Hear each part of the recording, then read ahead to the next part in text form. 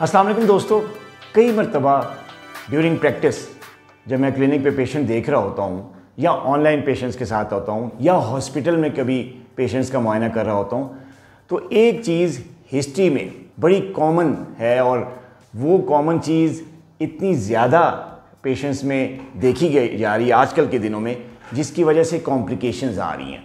अब आप भी सोचते होंगे कि ऐसी क्या बात है जो कि हर पेशेंट में मौजूद है, उसकी हिस्ट्री में और उसकी शिकायत में, उसके सिम्टम्स में, जो कि शुगर की पेचीदगियों में इजाफा करती।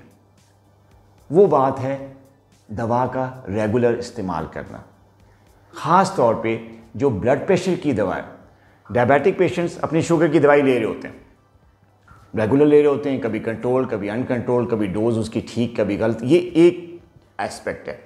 लेकिन जो बात मैं आज करने जा रहा हूँ वो ये है कि शुगर के साथ अक्सर ब्लड प्रेशर की बीमारी भी होती है, जिसको हम हाइपरटेंशन कहते हैं, और डॉक्टर्स इसके लिए दवा तजवीज़ कर देते हैं। लेकिन पेशेंट्स क्या करते हैं, वो करते ये हैं कि ब्लड प्रेशर की दवा चंद हफ्ते ली या बाज़ एक तो 4-5 दिन लेके उसको बंद कर देते हैं, और कभी कभी हफ्ते में 1 या 2 बार जब उनके सर में दर्द होता है या कोई वो सुस्ती फील करते हैं या उनको चक्कर आते हैं या किसी किस्म का स्ट्रेस होता है, तो वो क्या करते हैं, वो अपना बीपी या पेटिस उठाते हैं, ब्लड प्रेशर चेक करते हैं। उस वक्त थोड़ा सा हाई होता है, तो फिर उस वक्त वो दवाई डॉक्टर ने दी होती है वो खा लेते हैं, और वो खा के उनका ब्लड प्रेशर थोड़ा सा नॉर्मल होता है, दोबारा चेक करते हैं नॉर्मल है, अच्छा भी ठीक है, बस एक दफ़ा खाई फिर रोक दी।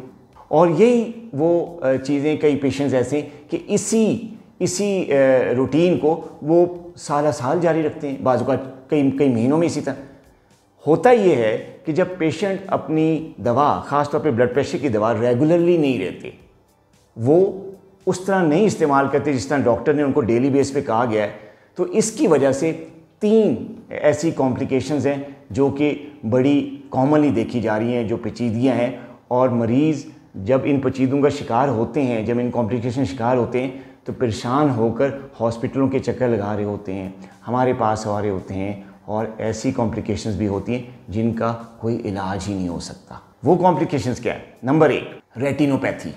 पर्दा डैमेज हो जाता है, जिसको हम जो टेक्निकल टर्म में रेटिनोपैथी कहते हैं। और रेटिनोपैथी की वजह से पहले तो नज़र में कमी वाक़ई होती है, देखने में कमी होती है, और आहिस्ता आहिस्ता जब ये चीज़ बढ़ती है तो अंधेपन का शिकार हो जाते हैं डायबिटिक पेशेंट्स।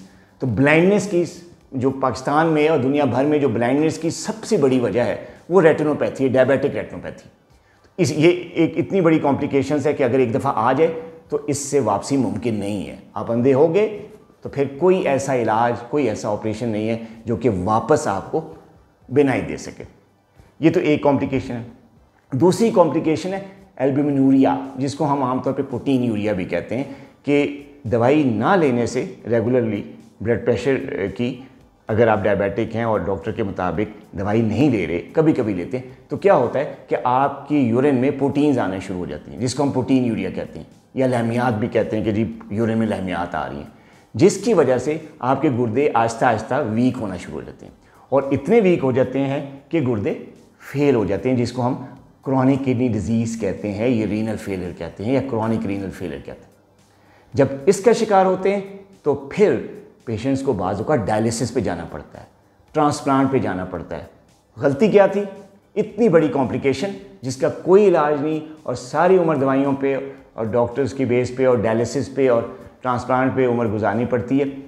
गलती क्या थी कि रेगुलर एक गोली ब्लड प्रेशर की नहीं ली गई कि जी दवाई ज़्यादा होगी, नहीं लेते। देखा आपने कि एक गोली को अवॉइड करके कई मेडिकेशंस, कई दफ़ा डायलिसिस और एक बहुत बड़ा ट्रांसप्लांट का जो ऑपरेशन वो पल्ले पड़ गया, सिर्फ इस वजह से कि आपने एक गोली डॉक्टर की हिदायत के मुताबिक इस्तेमाल नहीं की। तो दोस्तों, अगर आप डायबिटिक हैं और आपको ब्लड प्रेशर की तकलीफ़ है, हाई ब्लड प्रेशर की, हाइपरटेंशन है, और डॉक्टर ने आपको दवा तजवीज़ की है, तो प्लीज़ रेगुलरली इसको लेना है जैसा कि डॉक्टर ने आपको कहा है। अगर आप नहीं लेंगे, कभी कभी लेंगे, उस वक्त लेंगे जब आप चेक करेंगे, तो ये चीज़ आपके लिए बहुत ख़तरनाक साबित हो सकती है। अपना बहुत ख्याल रखिएगा। अल्लाह हाफ़िज़।